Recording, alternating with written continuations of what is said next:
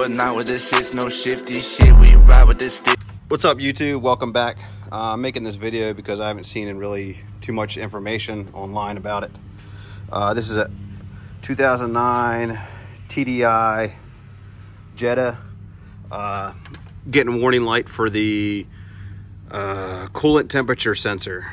Haven't seen too much information online about it, so I figured I'd make this quick video. It's definitely a pain. You got to take the battery out, all your intake piping and everything.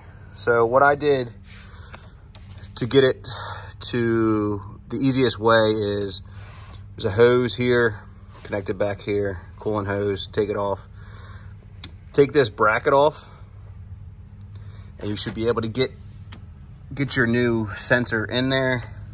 Here's the old one. There's your new one right there.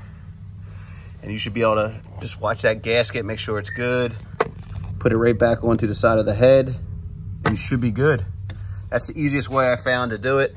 You gotta take a lot of stuff apart, but it's too tight to try to fish it. I saw guys online try to fish it into here. It's too tight.